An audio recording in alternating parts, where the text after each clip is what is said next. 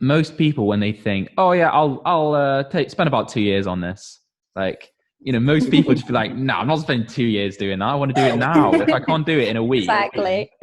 It's scary setting a goal that has that timeline that you might not succeed on. And it's the same for anything. Whether it's within business, whether it's within sport, whether it's within your own personal life.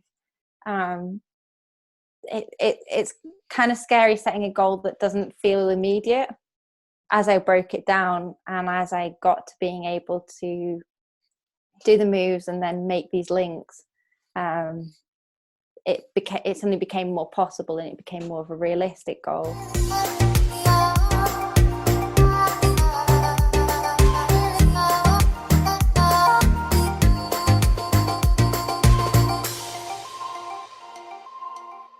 Hello, everyone. I'm Charlie, and welcome to the North Walestogram podcast. I'm joined today by Emma Twyford, who is the first British female climber to tackle a 9A route and is the subject of recent documentary film, The Big Bang, directed by David Petts.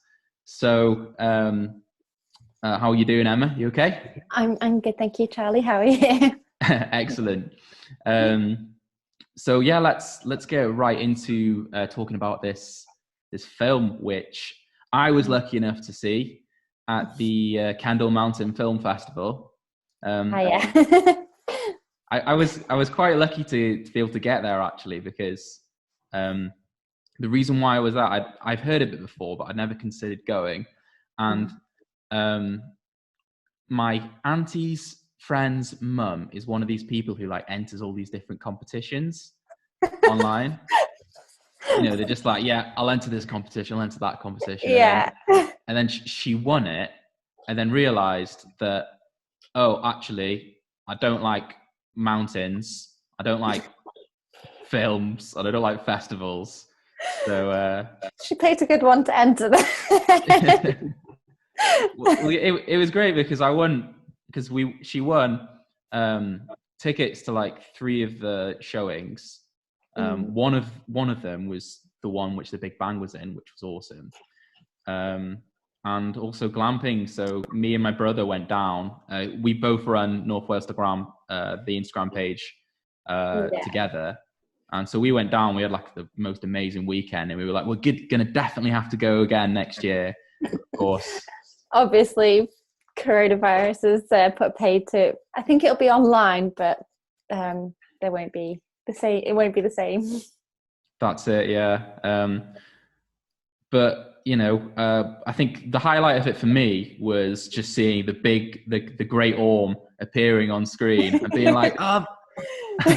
You live right next to that, basically. Yeah, for sure. Yeah, like so I'm based in Llandudno, and I was just, it was an amazing moment. And then obviously the film is about you tackling the Big Bang, which is a route on Lower Pentroon, which is one of the walls of the Great Orme. Yeah, so you've got like you've got so much on the Orme that that's just one little sector of it, but it's the only one. There's a couple of them that are off down the bottom off the road, but that's the most prominent one, I guess. Yeah, for sure. Yeah, I know that like the Great Orme is one of the most famous places for climbing in Wales and even in the UK. Yeah, it's got a lot of history around it, because he had, I guess, 2 of Britain's best climbers at the time in the 80s and 90s were Ben Moon and Jerry Moffat. And I mean, a lot of the routes on Lower Pentroon are theirs. And at that time when they were climbing, a lot of the routes that they climbed were the first of their grade. Although this one, the Big Bang, is an exception that was put up by Neil Carson in 1996.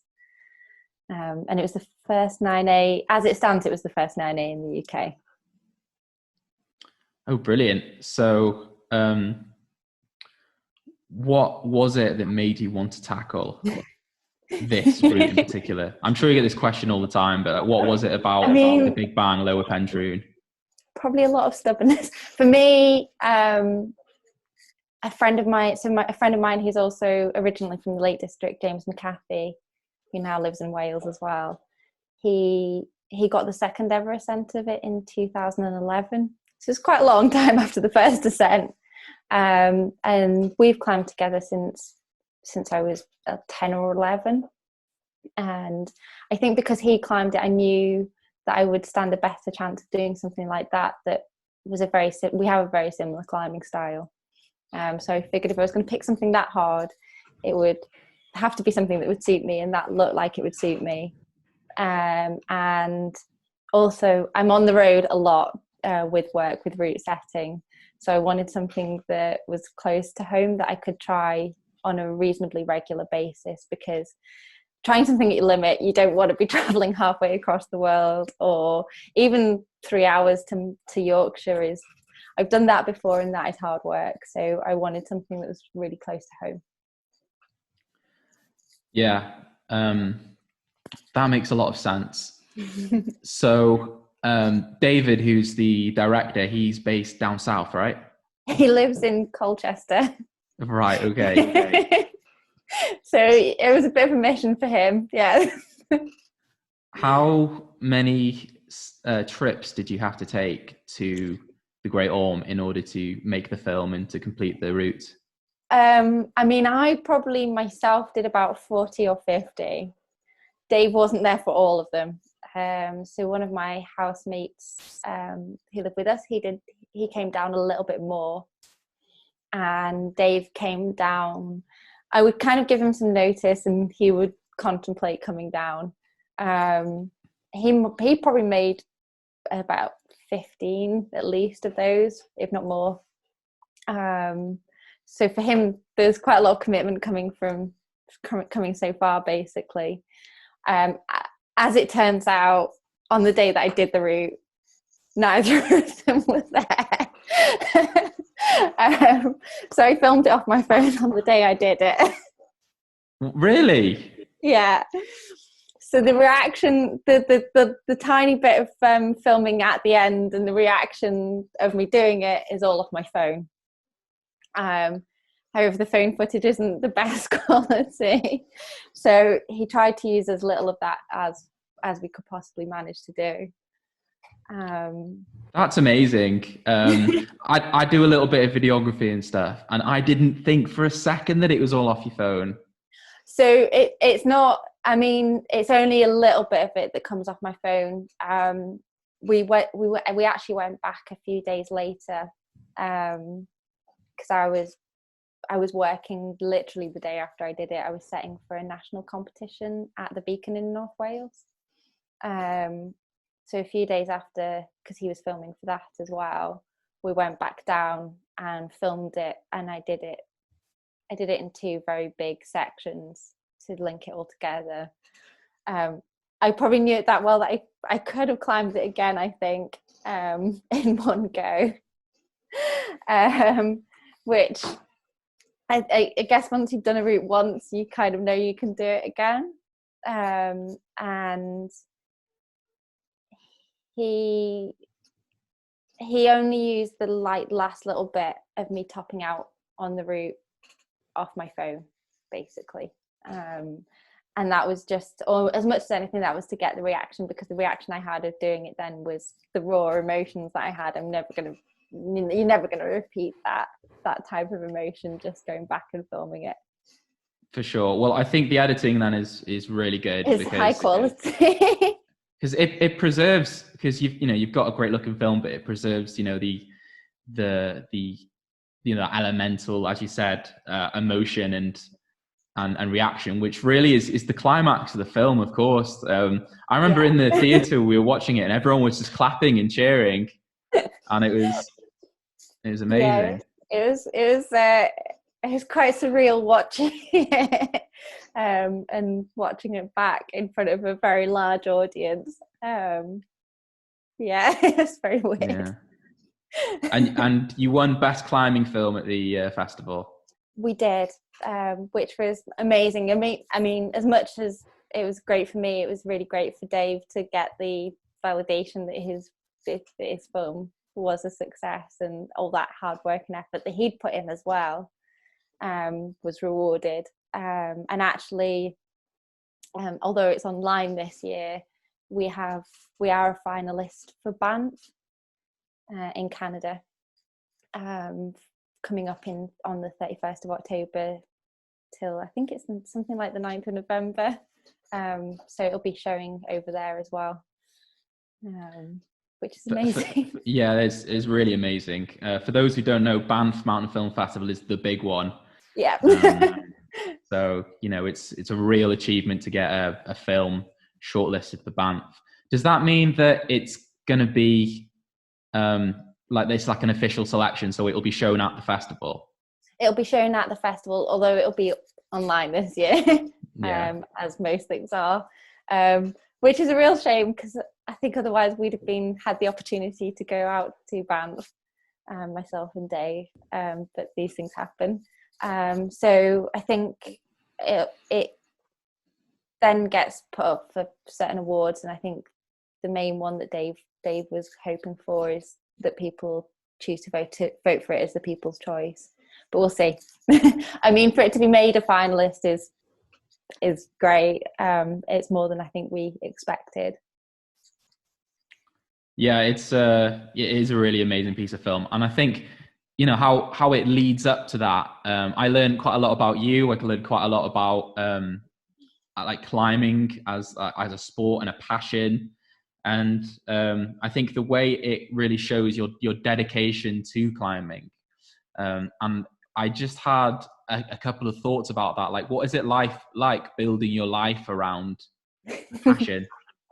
I mean, I've climbed since I was 7, so it's always been my passion. I think, honestly, it's not the easiest to build a career out of, because climbing is still a very new sport. Unless you're going into the Olympics or you're a competition climber in the UK, it's very hard to make a career out of climbing and sponsorship. So to supplement that, and in the film it shows it, I do a lot of route setting. So it's very hard to perhaps push to your limits when you're having to work pretty much full time, basically. But if you want things enough, you make it work. Yeah. From what I got from the film and what I know from various trips to various climbing centers and watching people work, that route setting is quite a strenuous job in itself, isn't it? It is a very strenuous job. So, I mean, I guess the idea behind the film was that we wanted to make it that it was people who don't climb could understand, or don't climb very much, could understand the level that I was trying to push to. And I think that comes across quite well in the early stages of the film. It's described quite well. And it uses Neil Gresham, who's based up in the Lakes, to explain that what I do as a job isn't very restful. It doesn't necessarily lend itself well to being able to climb hard. I mean, I actually last year, and it comes up in the film, doing what I do, I ended up injured, which isn't the best state to be in when you're trying to project something. And I ended up with a bad finger injury, and I ended up with a shoulder injury from route setting. Both times were from route setting. And the problem is, if you're doing it 4, maybe 5 times a week, it starts to take its toll on your body. A lot of the setters that I know are permanently injured to some extent. A lot of them have some form of injury, and a lot of them find it really hard to juggle between their own climbing and work. I mean, I've just come out of a stint of, I've worked like the last 15 or 16 days. So 1 week of doing 4 days, and then 2 weeks of doing 5 days in a row. And I need at least probably 3 or 4 days to recover from that. if not more. Yeah, it sounds extremely strenuous, and I think paradoxically, obviously, people do route setting because they know they know the kind of routes that need to be set for a climber, and Yeah. therefore are very passionate about it. But then, as you say, like it's difficult to juggle the two. So, yeah. Yeah. I mean, creatively, it's very fun, and it's very rewarding when you see someone do something the way you intended it to be climbed. So in terms of that, I really enjoy it, and I know a lot of people who do it enjoy it for that reason as well. But I mean, it kind of has two points to it. Is that doing it keeps me physically in shape, as long as I don't end up broken. I'm curious about route setting. So basically, your company will go up and down the country to different climbing walls, setting routes, and that they'll be like, oh, we need to freshen up this wall here. So they call you, you go up there. Do you work in like a larger team, or is it just you and your own? So I'm self-employed and I work for myself. It will vary if I'm on the ropes and I'm setting routes. Occasionally I'll be with a couple of other people, but usually I'll be by myself. If we're setting boulders, it's most of the time you're in a team, and there'll normally be about 3 or 4 of you. Most of the other people that I'm working with in that environment, some are in-house, so they work for that wall, and some will be freelance like myself. And to what extent geographically do you cover? So is it mainly North Wales, or do you go up to Scotland and down to Cornwall? Like, so predominantly my work is in London, and actually it's pretty rare that I work in North Wales. I'll work for a couple of the walls, more out towards Liverpool, or Queensferry, so like the boardroom in Queensferry. I mean, I'll work all over the country basically, but I don't tend to go much further than Kendall if I'm going up north. And I work in London predominantly because they want the quality over quantity. It's more competitive. There's so many more walls in London. So the amount we're expected to set tends to be less there.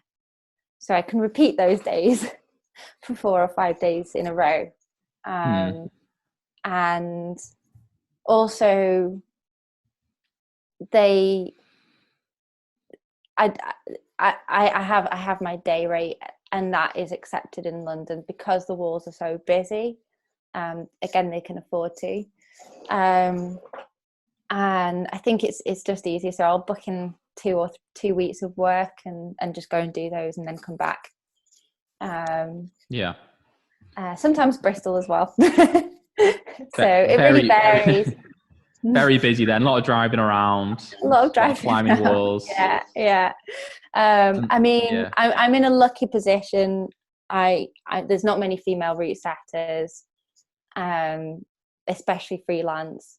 There's not many who do both bouldering and routes, and also I have my name to put to it as well. So I'm in quite a lucky position that a lot of walls will contact me to ask if I'll come and set for them. Yeah, for sure. I was reading on online somewhere that you are involved with a program called Creative Climbing, which offers workshops to women interested in route setting. Yes. So coronavirus kind of did a great one on that one.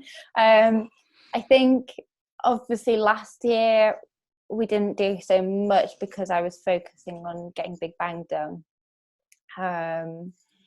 So my kind of personal climbing took over a little bit.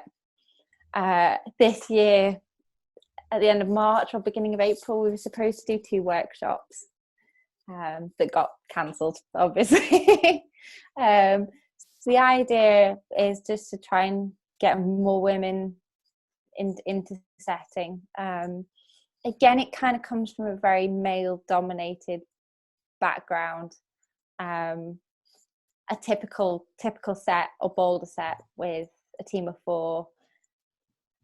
I mean, I'm quite lucky. The walls that I set for, so predominantly white and red spider in London and Southampton, the head setter is a woman, who's my business partner for creative climbing.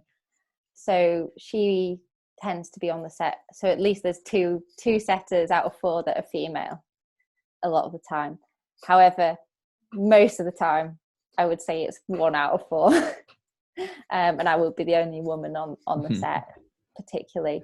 I mean, the places that we were booked into, the guy who's the head setter there is very keen to have more women setting, which is great, which was why he'd wanted us to run these 2 workshops. I think one of the things I found is that because it's so male dominated, the women tend to lack the confidence to just go and give it and go and try. So we kind of wanted to give them a more comfortable environment where they could learn, build up that confidence, and then go from there. In London, there are more women doing it now, and some of them have gone on from the first workshops that we ran and are now setting a bit more, which is great to see. So it's just kind of getting the ball rolling a little bit and just trying to balance it out a little bit more as climbing becomes more popular. For the first time in the last couple of years, the IFSC, which is the international competition governing body, have started to employ women for the international competitions. So I think there's maybe like 2 or 3 female setters for that now. In the past, probably 2 years ago, there were none. So as it's becoming an Olympic sport, there is more of a requirement for it to be a little bit more balanced. And it's really great to hear that we're having more equal representation and things are progressing in that direction. And I think we've touched on a really interesting subject here because, as you just said, climbing still is a very male-dominated sport. And obviously, as the first British female climber to tackle a 9A, to give you your full title, obviously, you're a great role model for young women who are interested in climbing to look up to. And what do you think the most important thing is in encouraging like females to get more involved in climbing and to bring it up to that higher level as well? I think I try to be. I mean, as much as anything, it is for girls or women to have those role models.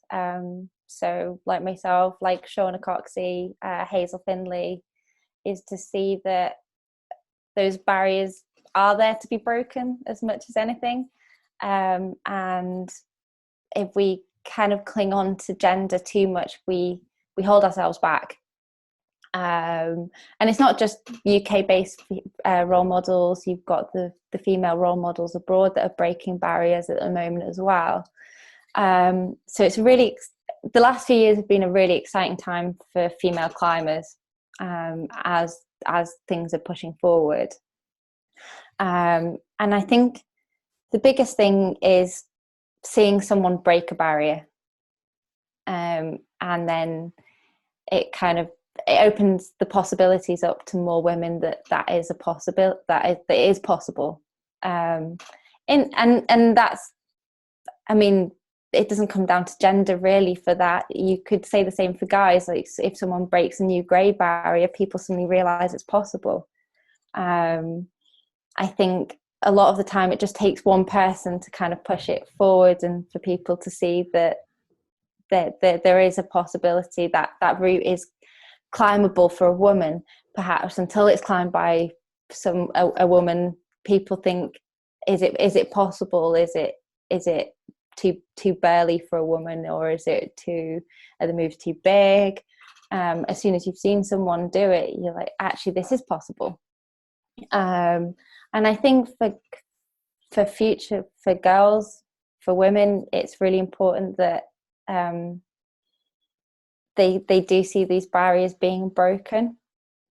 And I know there are plenty more women in the UK who are capable of climbing 9A, and probably a lot quicker than I did. So hopefully it just breaks that glass ceiling as much as anything, and we'll see more women in the next 2 years kind of pushing it forward again. It always takes just one person to kind of break down that barrier and for it to go forward. So hopefully as long as there's good role models within the sport, hopefully it has a positive influence on the way that women push forward in their climbing. And one of the things that I always try to advocate is, if you don't take those risks, you don't know how far you can go yourself. And I think that's irrespective of gender, that you have to take those risks. You have to put yourself on the line a little bit, and you have to kind of risk failure to succeed, basically. Yeah, that's why it's called risk, I suppose. Yeah. It's all well and good staying within a little bubble of comfort, and you'll be fine within that bubble of comfort. Perhaps you'll be frustrated that you're kind of always staying at a same level, or the improvement's very small.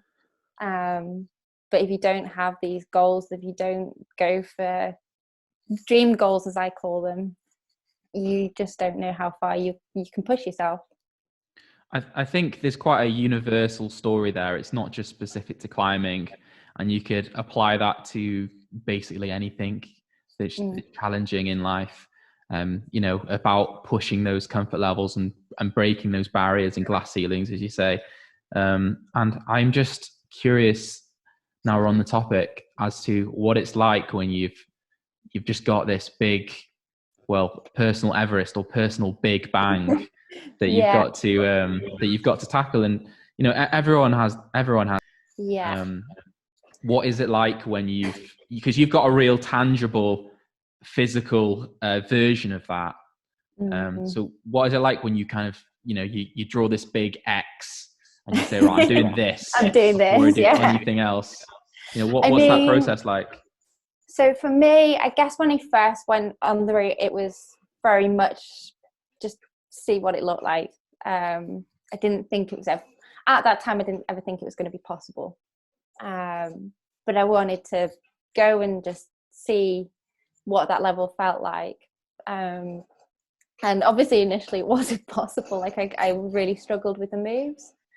Right. So I set myself that as my big goal, my dream goal. And I guess you have to be realistic then and go, well, timeline wise, that's going to take me a year or 2 years, and that's okay, because it's something that I've never done before. It's pushing to my limits, and I have to take into account work and everything else. So I set myself stepping stone goals. I didn't put all of my eggs into the Big Bang basket until last year.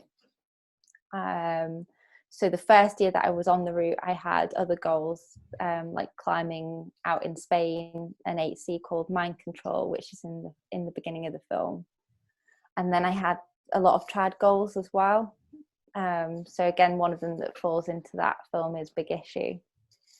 So in the first year that I was on the route, I had other stuff to keep me motivated. So I had other things that I was achieving, other successes that meant that I didn't feel like I was failing on this route when I was trying it, basically.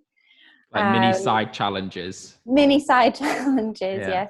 And obviously by trying this route, it meant that I was the other goals felt easy in comparison.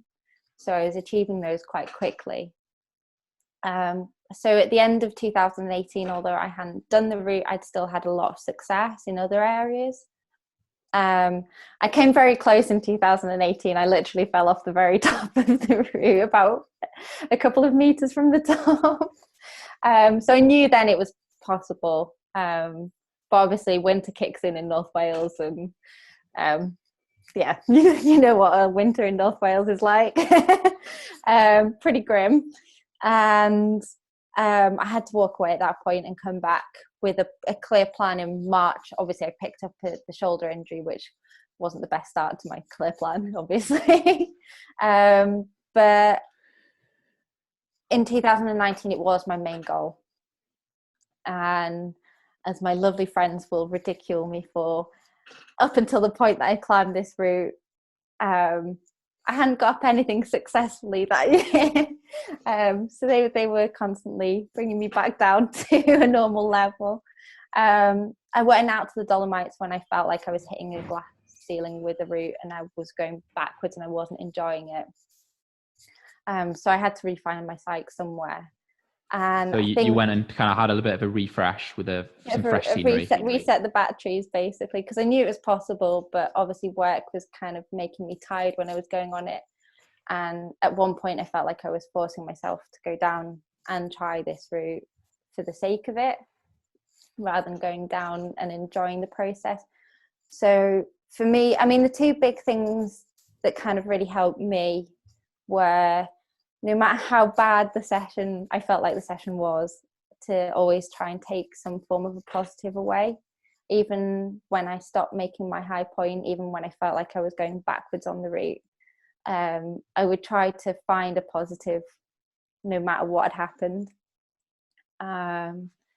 When it kind of came to getting close on it, I just kind of wanted to be going down and having fun and having a look. So the day that I did it, I was just going climbing with a friend, and that's what it boiled down to. It wasn't going down to try this route anymore. It was just going climbing, and taking away any expectations, taking away any pressure I was putting on myself, and trying not to be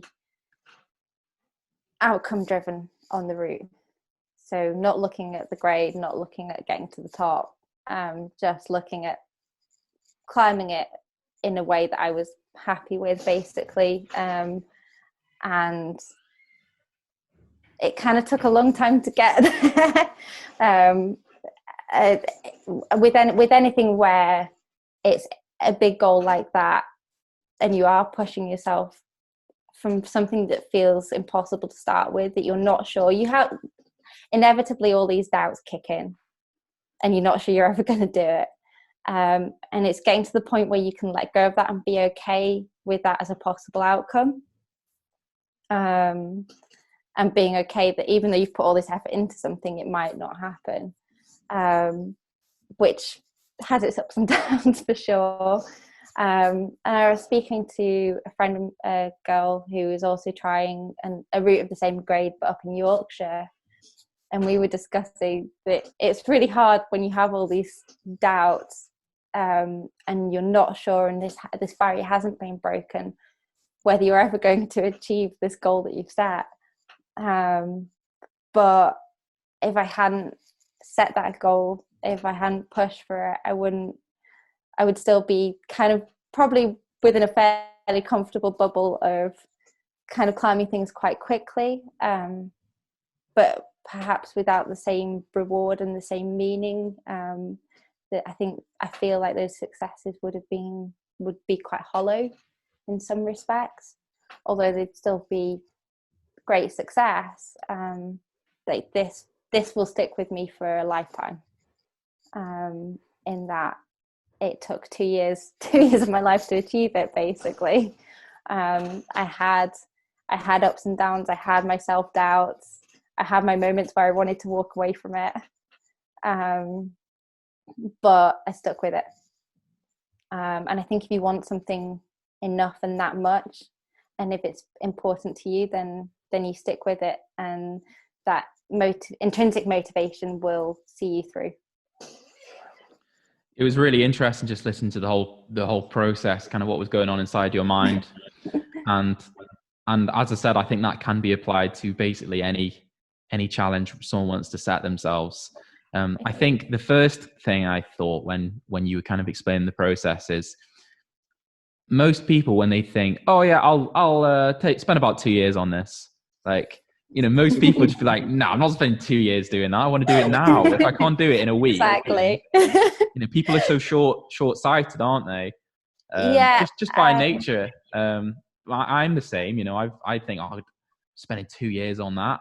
But I suppose, as you say, you've got these short-term goals on the side, kind of giving you that kind of that sense of achievement, that dopamine to keep you going, and then yeah, eventually you just keep chipping away at it.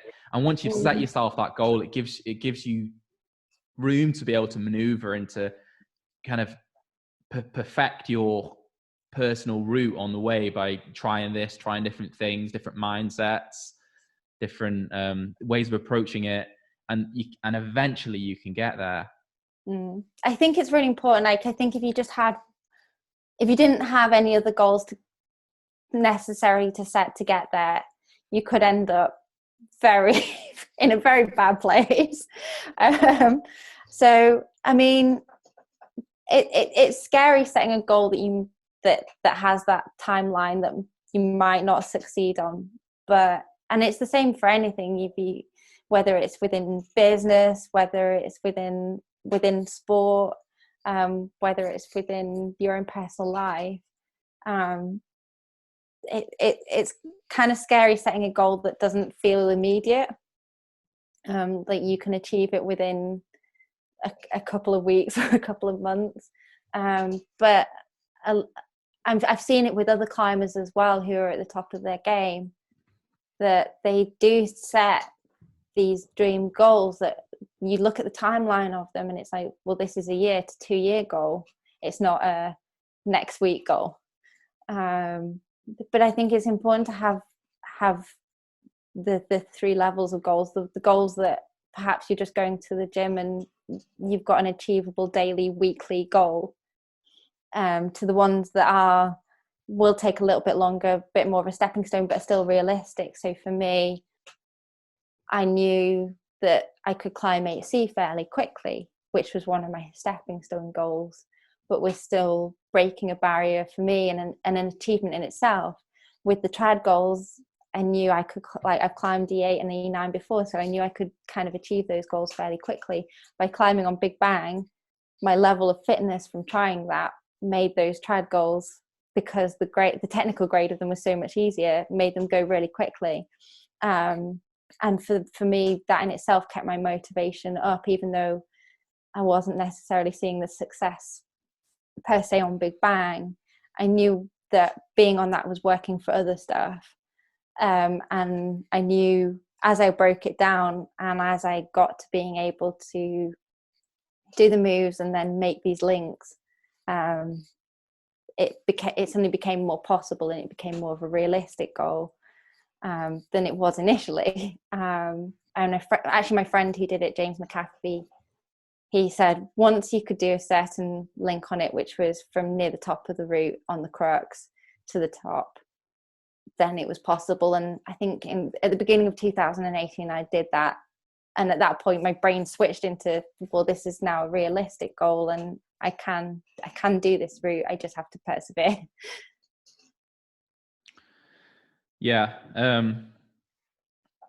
It's just really amazing hearing someone kind of lay it out exactly their mindset, and it's really great to have the opportunity to talk to someone directly about that.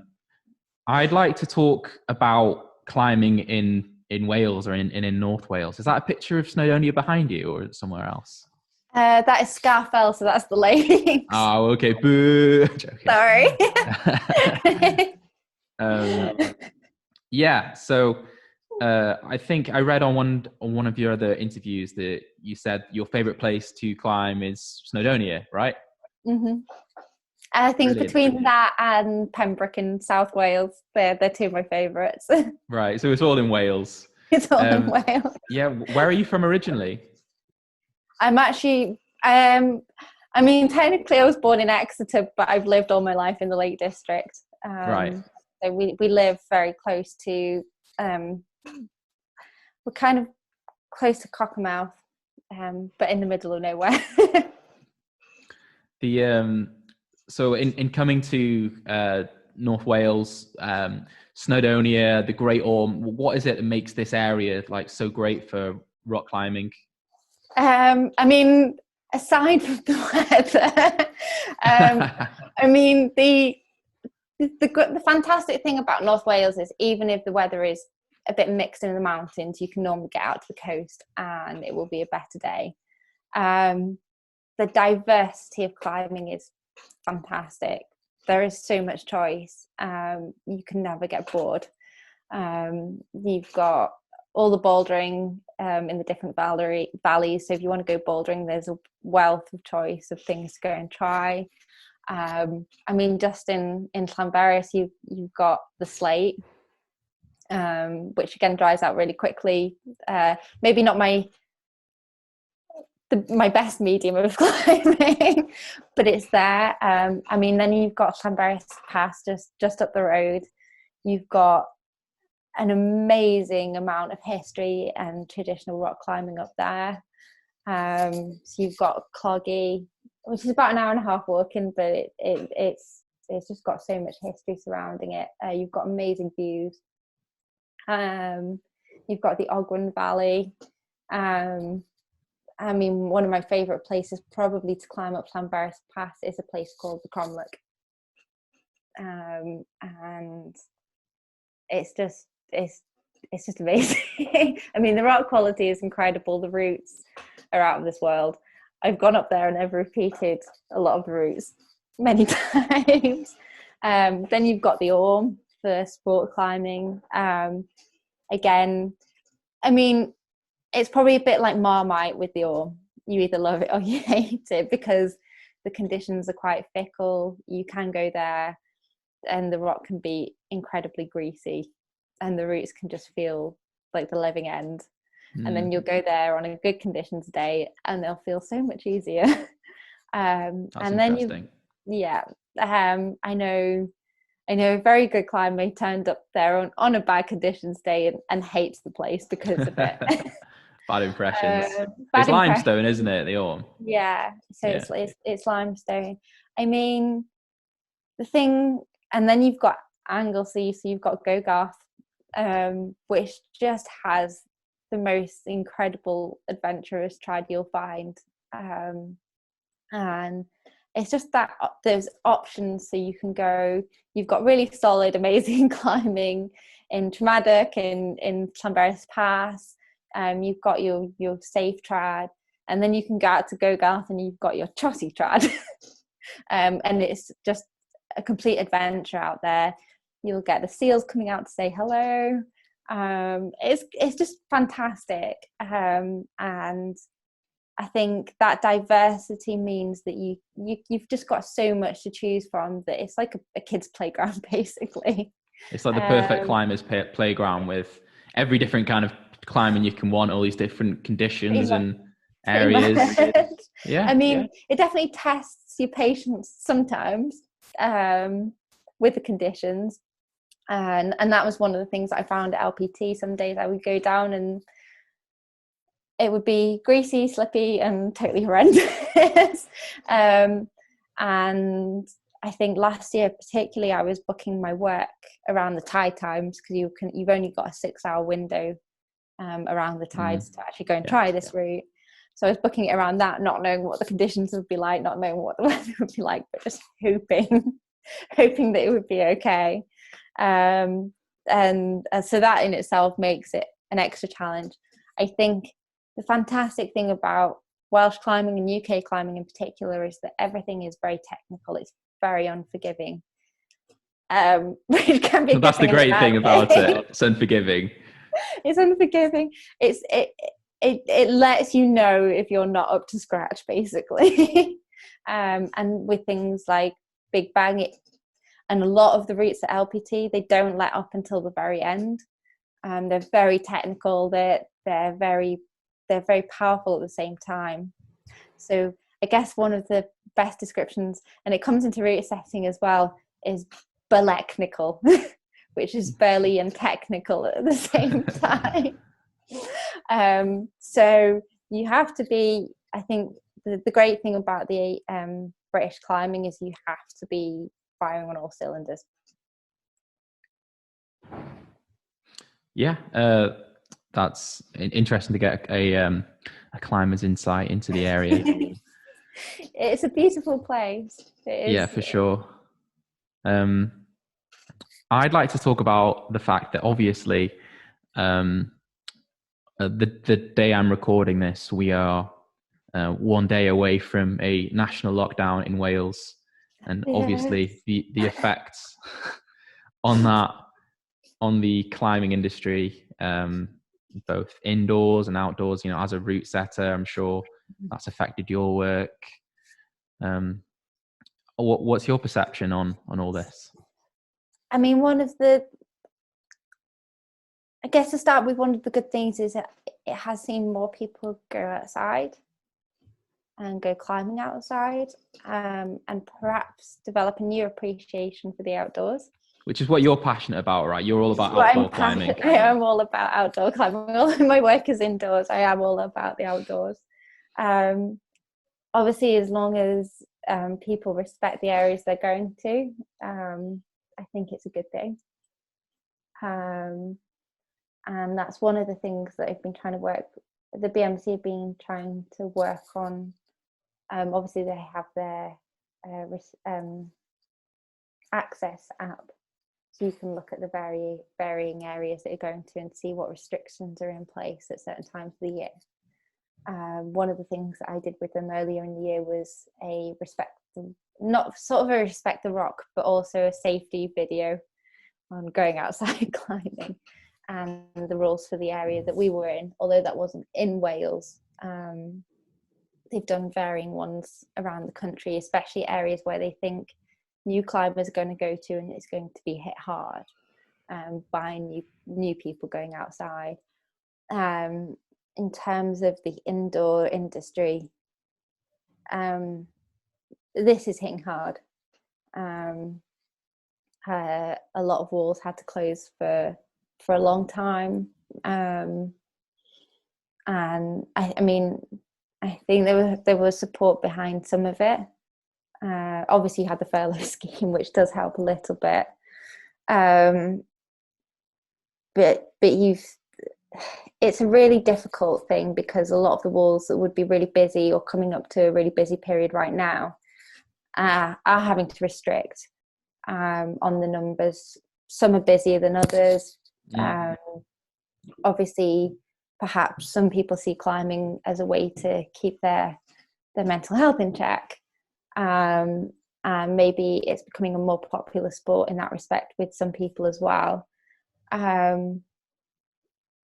It's a really difficult area because you get a lot of kids clubs as well that haven't been able to take place, and again, it's impacting the industry in that sense as well, in that the outdoor education centres and other outdoor centres that would normally have group activities on just isn't happening at the moment. So it's really, really difficult. I don't know if we go into a second lockdown what will happen to some of the climbing walls, especially the ones that opened up last year and are still new to the industry. That would be, I think, the first ones to be impacted upon. I know some probably more up north are struggling more than others, just because they're not as busy anyway. Actually, as it stands with my work, I've still got most of my work for this winter anyway, so I'm taking that as a positive sign right now that the industry will still keep going. I'm hoping that because it is a developing sport and it is proving to be more popular, that it will continue to grow despite what is currently happening. Hopefully this is just a little blip in the larger story of the growth of British climbing. Fingers crossed. So I mean, I think it's a really hard area to be in. There is technically no right or wrong answer for these lockdowns. You could argue both sides till the cows come home. However, I would say keeping fit and keeping active, so climbing falls into that, is really important for young people's mental health, and not just young people, older people as well. That lack of connection with people that many have experienced over the last few months has been really tough, especially if people live on their own. That lack of human connection, just being by being able to give someone a hug, by being able to go to the wall and like encourage your mates up a climb or something, or just being outside and having a laugh, like that is, I think that's where it's hit really hard. And obviously you can see that in probably suicide rates within the UK, especially in the younger age groups, is that it is impacting people's mental health as much as anything. And I would say that sport is a very good way of staying mentally a little bit stronger, perhaps, and for people to have that endorphin rush and to stay happy. I think as well, if we continue down this route, the outdoor centres will struggle and they will shut. And I think as we come into climate change being a bigger issue, that education, that appreciation of the outdoors is going to be really flipping important. And if we let an industry like outdoor education fall by the wayside, it'll be a real shame. We'll lose something where perhaps kids that don't get an opportunity to be outside and wouldn't normally get to experience these sports, they'll lose that. But also that education that we need to take care of the outdoor world, basically. Yeah, for sure. You've touched on so many interesting and timely points there. In my unprofessional opinion, I would say that with leisure sports, particularly climbing and these climbing walls, that if they could be kept open in a safe, socially distanced,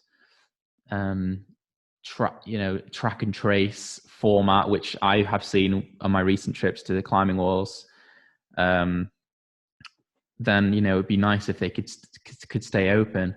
And if they do have to close, then I suppose the financial support for those businesses to ensure that they are able to get back on their feet afterwards, better be there. Yeah, for sure. Yeah. I think the walls that I've been to, they are really trying to adhere to the rules. So a lot of them, some of them have gone to climbing with masks on. A lot of them are, you have to have masks unless you're on the wall. And it's only then. That's what I've experienced. Yeah. There's hand sanitizer everywhere. You do have the track and trace. So I think they're all trying their best to follow the rules. Mm-hmm. And you're only allowed to go now in certain areas in your household bubble to the climbing walls. You can't go with anyone that you're not in a bubble with already. Yeah, you can't meet up with someone and go, I'll meet Dave down the wall, which is a shame. Which obviously it's a shame, but it is what it is. Because as you said before, like climbing is a very social activity. It is, because you don't go on your own most of the time. You go with someone.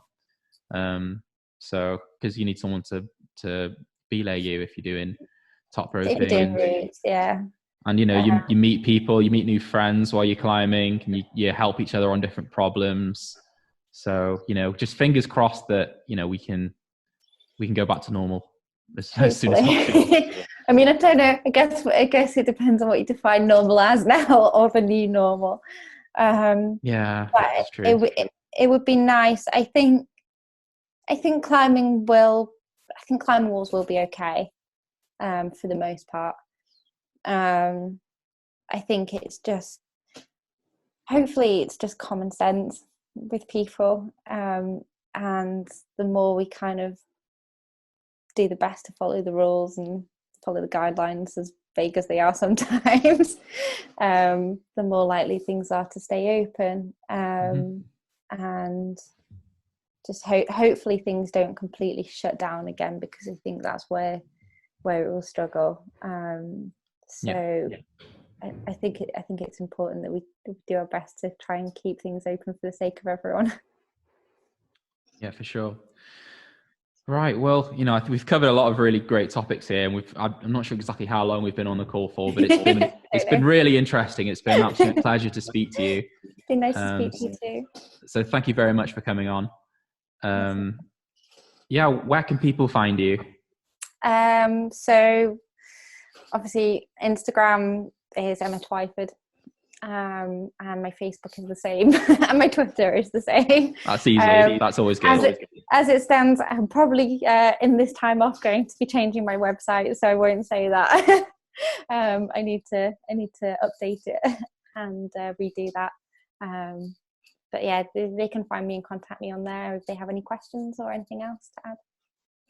Brilliant. Just before, I know you've just given your details and everything, but just before you go, I just want to ask you, what's next for you? Have you got any goals in the pipeline, or? Obviously it depends on travel.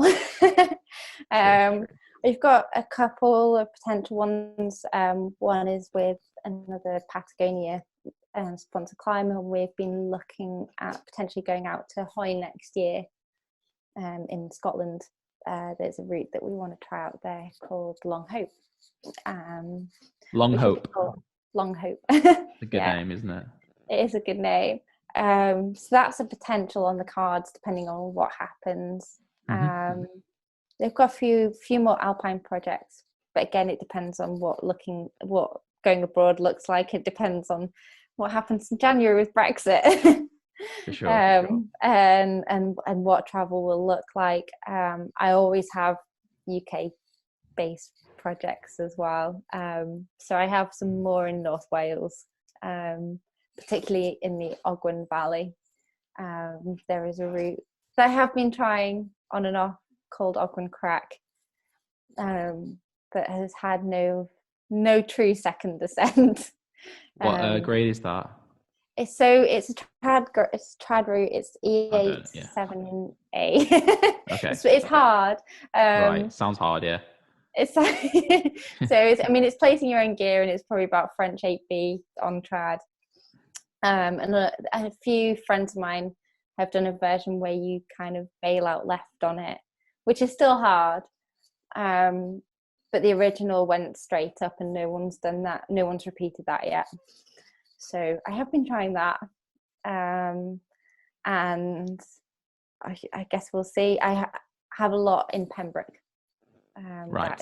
That is particularly where I think I will end up next year. So you've got a lot of different plans and ideas for the future, depending on how things go. Yeah, basically. So we'll just see what happens. Great. So you can follow Emma's progress on her Instagram, Facebook, and Twitter. Thanks for coming on, Emma. Thank you for having me. All right. Nice to talk to you. All right. Goodbye.